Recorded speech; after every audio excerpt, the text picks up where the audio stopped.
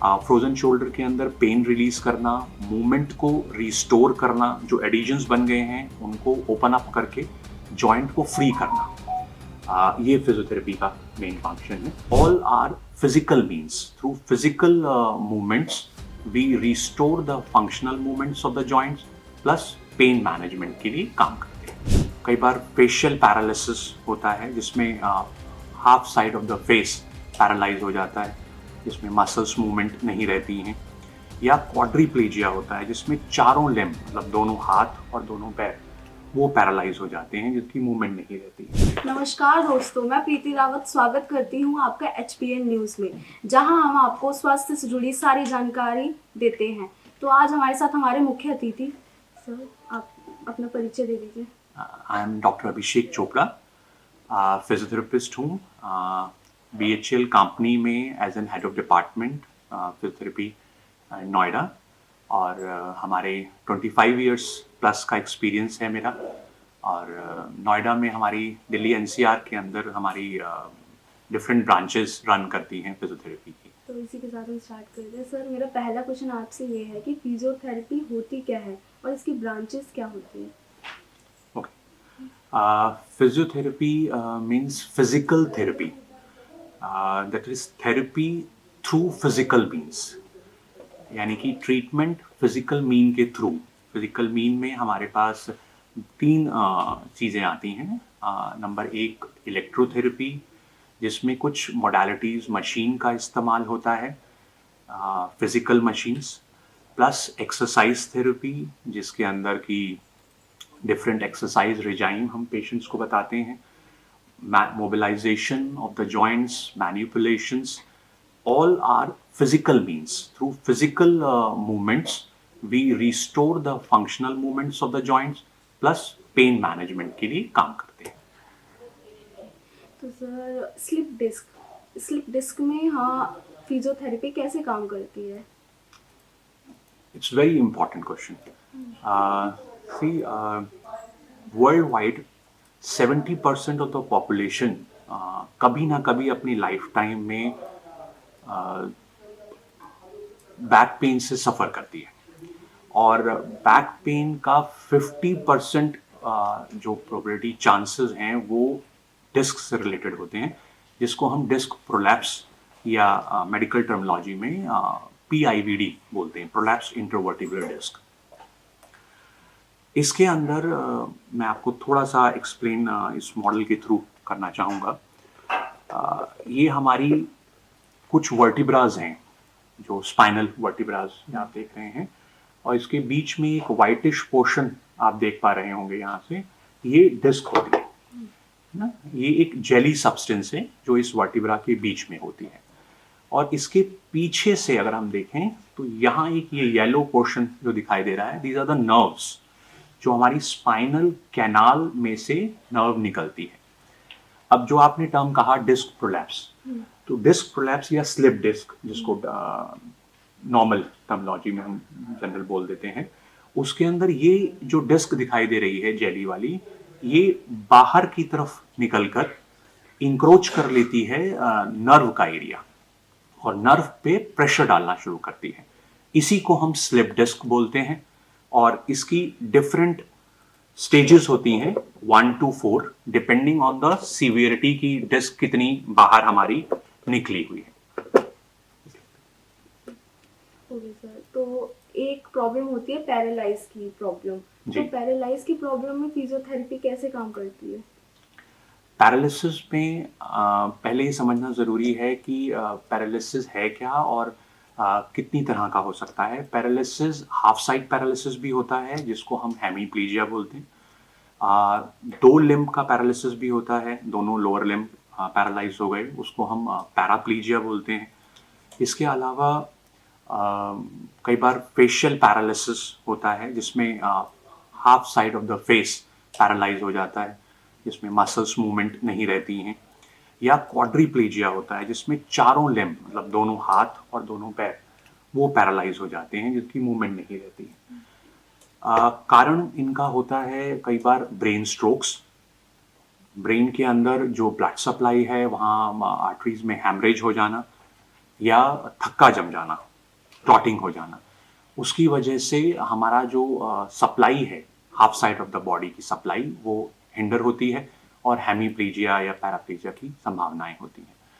कई बार कोई accidental injuries के अंदर नेक पार्ट में अगर इंजरी होती है तो उसकी वजह से क्वाड्रीप्लेजिया, जिसको हमने बताया कि चारों लिम्ब अफेक्ट हो जाते हैं, चारों लिम्ब पैरालाइज हो जाते हैं। और इनके अंदर अगर हम फिजियोथेरेपी रोल की बात कर रहे हैं तो physiotherapy is most important role. Preliminary stage में हमें मेडिसिन की रिक्वायरमेंट पड़ती है and to tackle the emergency and all, and afterwards उसके बाद फिर हम फिजियोथेरेपी का रोल स्टार्ट हो जाता है। और उसमें फिजियोथेरेपी वर्क करता है उनकी नर्व्स को स्टिमुलेट करके नॉर्मलाइज करने में, ताकि फंक्शनल मोबिलिटी को अचीव किया जा सके, नर्व पाथ को ओपन किया जा सके। धीरे धीरे पेशेंट की जब हैंड मूवमेंट्स होती हैं या फाइनर मूवमेंट्स की स्किल्स की ज़रूरत होती है तो उसमें कई टेक्निक्स यूज़ होती हैं, प्लस गेट ट्रेनिंग सिखाई जाती है पेशेंट्स को कि धीरे धीरे जब मसल्स गैदर करती हैं मूवमेंट्स को तो कैसे चलना है, किस तरह से प्रॉपर गेट होना चाहिए। गेट मतलब कि पैटर्न ऑफ वॉकिंग, किस तरह से आप वॉक कर रहे हैं।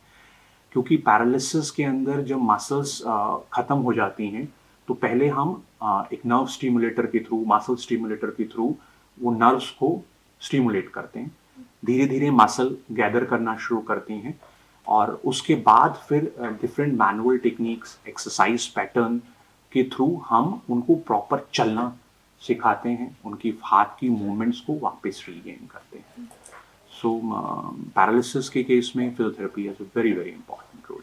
एक इस साथ साथ एक चीज़ और मैं जिक्र करना चाहूँगा, जैसे मैंने फेशियल पैरालिसिस की बात की, उसको हम मेडिकल में बेल्स पाल्सी बोलते हैं। उस केस में फेशियल स्टिमुलेशन, नर्व स्टिमुलेशन किया जाता है। बेसिकली जो फेशियल नर्व हमारे सप्लाई करती है यहाँ से, वो अफेक्ट हो जाती है, डैमेज हो सकती है या हिंडर हो सकती है। तो उस केस के अंदर कुछ नर्व स्टिमुलेशन हम यूज़ करते हैं फेशियल नर्व के लिए, मसल स्टिमुलेटर्स यूज़ करते हैं ताकि वो मसल्स दोबारा रीगेन होके पेशेंट नॉर्मल हो जाता है। जो पेशेंट हमारे पास, और इसमें time is very very important. जब आपका पैरालिसिस हुआ, चाहे वो हेमीप्लीजिया की बात हम कर रहे हैं या फेशियल पैरालिसिस की बात कर रहे हैं, आप जितना जल्दी फिजियोथेरेपी पे आएंगे उतनी रिकवरी की चांसेस ज़्यादा होंगे। हेमीप्लीजिया के केसेस के अंदर first 6 months are the golden periods.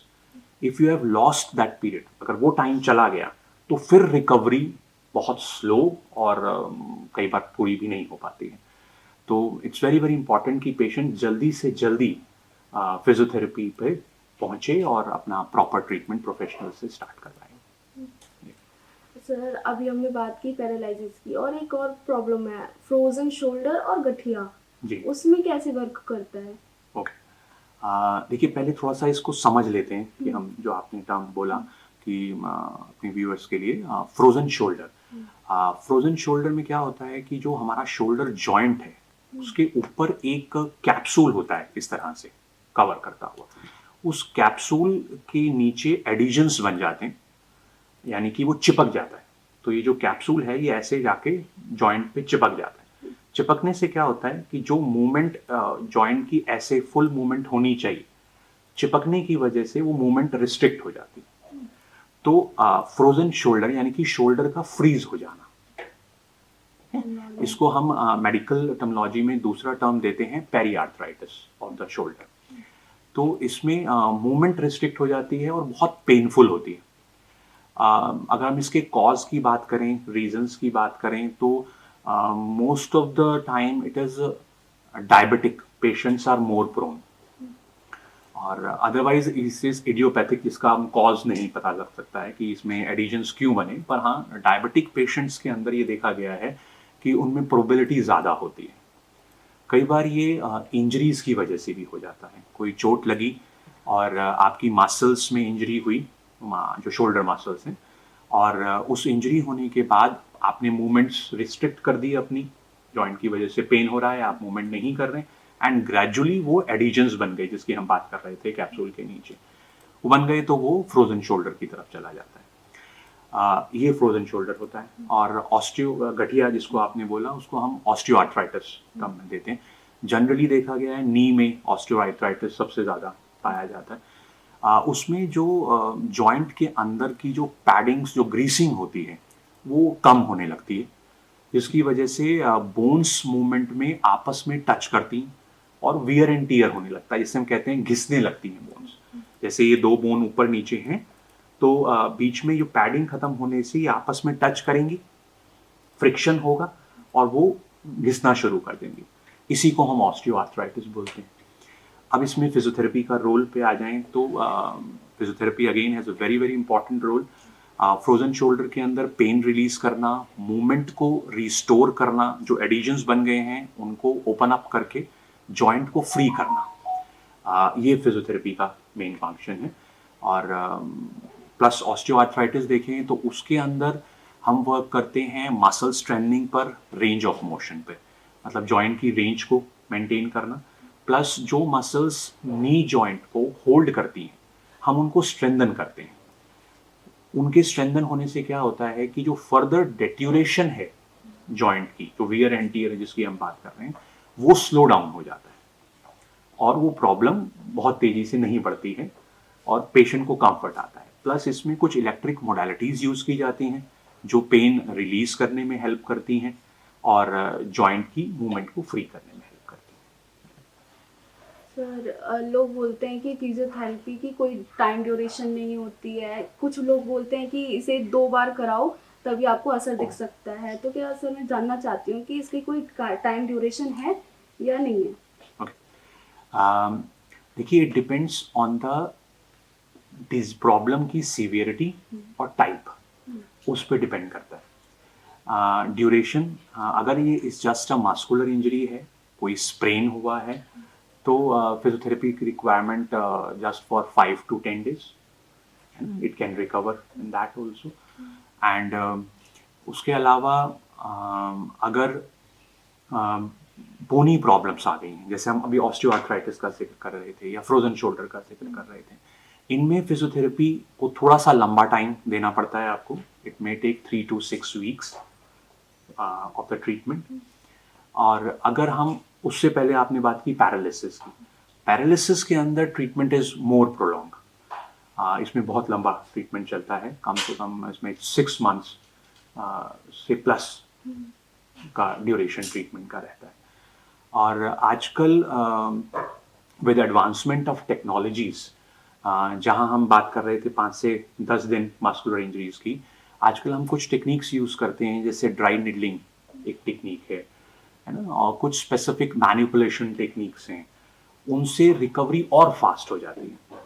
मतलब हमने कई टेनिस एल्बो या इस तरह के मस्कुलर इंजरीज के patients with dry needling 1 or 2 sessions में रिकवर कर जाते हैं।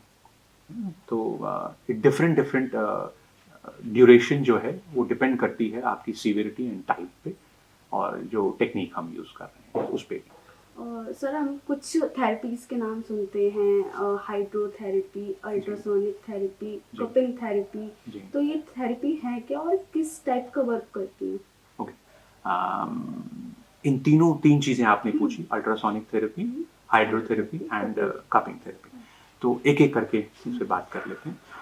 अल्ट्रासोनिक थेरेपी जो है, नाम सुनते ही कई लोगों के माइंड में आता है कि अल्ट्रासाउंड करवाया था लाइफ में डायग्नोसिस पर्पस के लिए, जैसे प्रेगनेंसी टाइम पे अल्ट्रासाउंड होते हैं। तो फिजियोथेरेपी का जो अल्ट्रासाउंड है वो डिफरेंट है फ्रॉम द जो प्रेगनेंसी टाइम पे अल्ट्रासाउंड या टेस्ट के लिए अल्ट्रासाउंड किया जाता है। वो जो अल्ट्रासाउंड है वो डायग्नोस्टिक पर्पस के लिए किए जाते हैं, और फिजियोथेरेपी जो अल्ट्रासाउंड मशीन्स होती हैं वो थेरेपेटिक पर्पस के लिए, यानी कि ट्रीटमेंट पर्पस के लिए बनाई गई हैं। तो उनकी frequencies are different from what. और अल्ट्रासाउंड बहुत अच्छा इक्विपमेंट है। इसका यूज़ लोकलाइज्ड पेन को रिड्यूस करने में, स्वेलिंग को रिड्यूस करने में, एंड इवन हीलिंग प्रोसेस को बॉडी की इन्हांस करने में काम आता है। अब सेकंड चीज़ आपने पूछी हाइड्रोथेरेपी। हाइड्रोथेरेपी मतलब हाइड्रो प्लस थेरेपी, यानी कि वाटर ट्रीटमेंट। हाइड्रो मतलब वाटर और थेरेपी मतलब ट्रीटमेंट, तो वाटर का ट्रीटमेंट। तो इसमें हॉट एंड कोल्ड वाटर्स का ट्रीटमेंट किया जाता है। और इसके लिए कई पैक्स होते हैं, हॉट पैक्स हम बोलते हैं, कोल्ड पैक्स बोलते हैं, तो वो इस्तेमाल होते हैं। और अगर हम थोड़े हायर लेवल पे जाएं हाइड्रोथेरेपी के अंदर, तो इसमें हाइड्रो पूल्स भी आते हैं। आजकल एडवांसमेंट में एक स्विमिंग पूल के साइज का एक हाइड्रो पूल्स बनाया जाता है। जैसे हम अभी पहले एक आपने इससे पहले क्वेश्चन पूछा था पैरालिसिस के बारे में, तो पैरालिसिस के कंडीशंस में जहाँ लोअर लिम्ब दोनों अफेक्ट हो जाते हैं, हाइड्रोथेरेपी का बहुत अच्छा इस्तेमाल किया जाता है। उसे पेशेंट्स को हाइड्रोपूल में उतारा जाता है और with help of calipers and police की सहायता से उसको उसके अंदर चलना सिखाते हैं। हाइड्रोपूल्स मतलब वाटर के, गर्म वाटर का एक फ्लश होता है जिसके अंदर की पेशेंट को एक्सरसाइजेस कराई जाती हैं और वॉकिंग पैटर्न सिखाया जाता है। तो ये हाइड्रोथेरेपी हुआ। थर्ड आपका ड्राई कपिंग पे क्वेश्चन था। ड्राई कपिंग के अंदर हम कुछ कप्स प्लेस करते हैं पर्टिकुलर पार्ट्स पे, जो स्पाइन पे, लेग्स पे, आर्म्स में दिया जाता है, जहाँ पर सक्शन क्रिएट करते हैं। सक्शन क्रिएट करने से वहाँ जो ब्लड है उस एरिया में रश करता है और जो टॉक्सिन्स मसल्स के अंदर कलेक्ट हो जाते हैं, इकट्ठे हो जाते हैं, वो रिमूव हो जाते हैं। तो इट्स ए डिटॉक्सिफिकेशन प्रोसेस और इससे मसल रिजुविनेट हो जाती हैं, पेन में भी रिलैक्स होता है। जो फिटनेस फ्रीक लोग हैं, जिम गोवर्स हैं या स्पोर्ट्स पर्सन हैं, उन्हें dry cupping sessions regular basis पे लेने चाहिए। It's very helpful. और पर्टिकुलर कंडीशंस के अंदर भी, पेन कंडीशंस के अंदर भी हम मसल स्पैज्म वगैरह के अंदर भी हम ड्राई कपिंग स्पेसिफिकली देते हैं। सर एक और मशीन का नाम सुना है हमने, जी। टेंस मशीन जिसे कहते हैं, तो जी। टेंस मशीन किस चीज में काम करती है और ये Okay. होती क्या है? ओके। एक तो टेंस सुनकर ही टेंशन का एक दिमाग में आता है कि कुछ टेंस हो रहा है क्या। Basically it is TENS, means T transcutaneous electric nerve stimulation, इसको हम बोलते हैं। इसमें कुछ लोअर फ्रीक्वेंसी करंट का इस्तेमाल किया जाता है और उसके थ्रू नर्व को स्टिमुलेट करके हम पेन रिलीविंग में हेल्प करते हैं। इसके बारे में एक छोटा सा चीज़ बताता हूँ। ये बेस करता है एक पेन गेट थ्योरी पे, मेडिकल टर्मिनोलॉजी में हम बोलते हैं इसको पेन गेट थ्योरी, जिस पे टेंस वर्क करता है, TENS वर्क करता है। जैसे कई बार होता है ना, घर में बच्चे गिर जाते हैं तो मदर बोलती हैं कि चींटी मर गई, चींटी मर गई, तो मतलब आपका डिस्ट्रैक्ट करते हैं बच्चे की अटेंशन को वहाँ से। यही काम TNS में होता है, पेन गेट थ्योरी इसको हम बोलते हैं, कि जो ब्रेन के पे सिग्नल जा रहे हैं उसको डिस्ट्रैक्ट किया जाता है। वो ब्रेन जो हमारा पेन फीलिंग होती है, दूसरे नर्व के थ्रू, फाइबर्स के थ्रू हम इस करंट को ब्रेन में भेजते हैं, जो ओवरकम कर लेता है आपके पेन के सेंसेशन पार्ट को और धीरे धीरे पेन को दबा देता है और इस तरह से पेन में पेशेंट को कंफर्ट मिलने लगता है। इट इज TNS, जो टेंस आप बोल रहे हैं। सर मेरा लास्ट मैं ये बोलना चाहूँगी कि आज वुमेंस डे है, जी। तो वुमेन्स को आप कैसे अवेयर करना चाहेंगे? सबसे पहले happy women's day to all ladies there. और मेरा ये मानना है कि जो वुमेन्स हैं वो हमारे घर की, हमारे समाज की, हमारे देश की रीढ़ की हड्डी हैं और उन्हें अपनी हेल्थ का सबसे ज़्यादा ध्यान रखना चाहिए। पर होता उल्टा है, वो अपनी हेल्थ को इग्नोर करती हैं फैमिली के लिए या अपने जॉब वर्क्स पे। तो सबसे पहली मेरी उनको सलाह है कि वो अपनी हेल्थ पे पूरा ध्यान दें। जैसे वुमेन्स के अंदर कैल्शियम और बोन वीकनेस की एक एज के बाद, because of their metabolic system, weakness होने के चांस होते हैं, तो उसको टेस्ट जरूर करवाएं, कैल्शियम और विटामिन D को टेस्ट करवाएं और सप्लीमेंटेशन टाइमली लें। प्लस फिजिकल वर्क ज़रूर करें, चाहे वो घर में वर्क हो रहा है बहुत अच्छा है, और नहीं तो किसी भी फिटनेस सेंटर्स पे जाके जिम में कुछ वर्कआउट बॉडी पे ज़रूर करें। और अपना ध्यान रखें, अपने परिवार का भी ध्यान रखें और देश को सशक्त बनाएं में हेल्प करें। इसी के साथ में सर आपको थैंक यू बोलना चाहूँगी, आपने हमारे व्यूअर्स को इतना अवेयर किया, तो sir thank you so much. Thanks to you and thanks to the channel कि उन्होंने मुझे आमंत्रित किया इसके लिए। एंड मैं चाहूँगा कि आपके व्यूअर्स सब इस बातों को यूज़ करें और उनको फ़ायदा हो, तो डेफिनेटली। वीडियोस देखने के लिए सब्सक्राइब करें HBN न्यूज़, बेल आइकन दबाकर लेटेस्ट नोटिफिकेशन पाएं।